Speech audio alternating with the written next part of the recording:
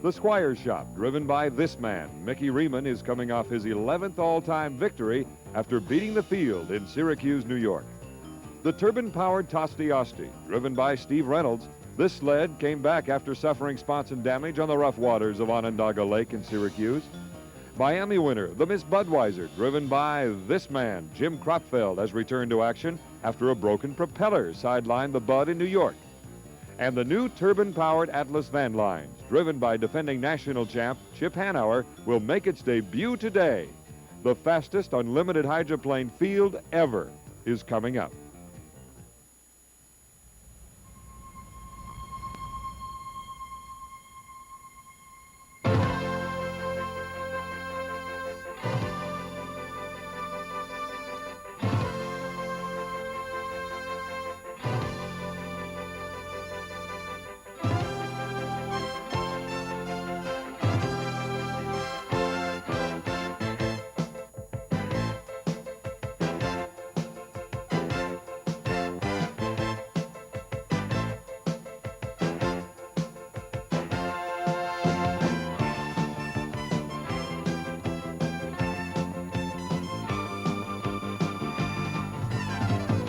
This is the Budweiser's Thunder on the Ohio 6, brought to you by Firestone, offering master car care service at nearly 2,000 locations nationwide.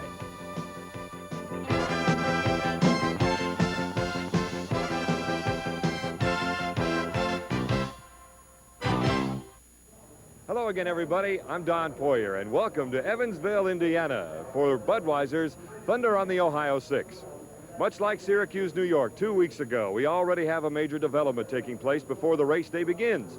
During testing this morning, the Miss Tosti, driven by Steve Reynolds, was out in turn 4 when it suddenly lost the blade on his propeller, ripping away from the strut, that being the propeller shaft, and severely damaging the bottom of the boat.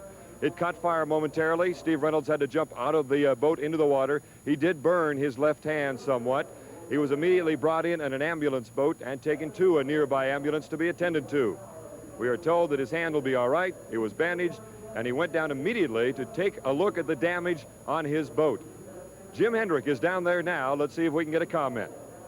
Okay, Don, Steve Reynolds is with us now. Steve, right on that turn, what happened? Well, we lost one full blade of the three-bladed prop, Jim, and you know that vibration transmits all the way up to the boat, and it just raised havoc as it moves all the way up the shaft.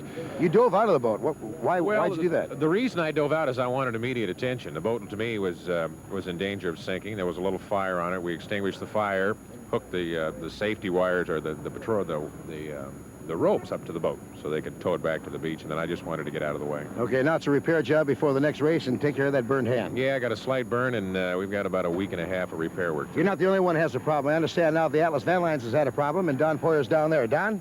Jim, you're right. There was a problem this morning. Now, you were out testing and lost a small part of the blade on your prop? Actually, we lost two small parts. Both tips, we were running a two-blade propeller, and both tips came off the propeller. So basically, the same thing that happened to Tosti. We were just a little more fortunate as that happened on both blades, which kept it somewhat unilateral. All right, now, in a positive sense, you set a national record with your 140.818 qualifying speed with a boat right out of the wrapper. That's got to be encouraging. It's encouraging, but that's all it is. You know, we have never raced this boat, and going into a boat race with a untested, you know, as far as a race boat, we have to take it easy. And I'd say the smart money's got to be on the Budweiser or the Squire, and we just hope we can have a good, respectable day. Okay. Humbly put by Chip Hanauer. Let's go now to Jim and Heat 1A's rundown.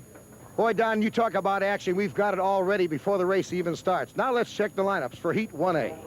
Checking the lineup for Heat 1A in competition will be the Raven Tire. Jerry Hopp checked in at 105.5, the minimum qualifying speed.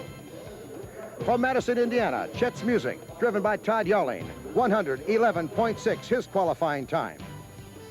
From the Seattle area, it will be George Johnson driving the Executone Telephone, qualifying speed 119.7. The Renault will be driven by Miller Irwin from Coral Gables, Florida. Qualified his boat the fastest this year, 123.8. And the boat to beat, I believe, in this heat, the Squire Shop, driven by Mickey Riemann from Palm Desert, California. His qualifying speed, 131 even.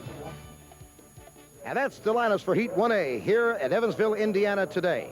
To pick a favorite, I'd have to give it to Squire Shop, as I said with Mickey Riemann, because of past performance. But then again, the Executone Telephone, the Miss Renault, they've been coming on strong. Chet's Music here in Syracuse ran the fastest stock Allison ever ran. So really, it's a toss-up when it comes to unlimited hydroplane racing.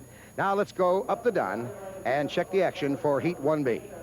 Jim, the fan plan is no longer in existence, but you wouldn't know it by the draw for Heat 1B. It's quite a rundown. Let's take a look.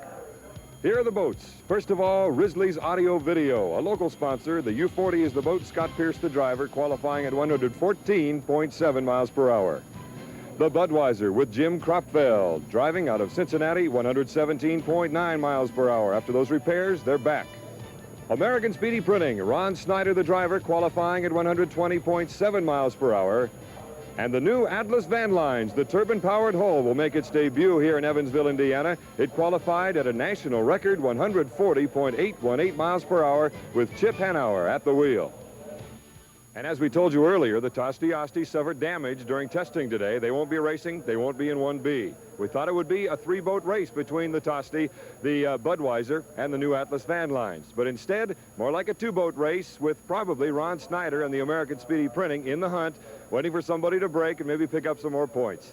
That's how it looks for 1A and 1B here in Evansville, Indiana. So stay with us. Hydroplane racing coming up.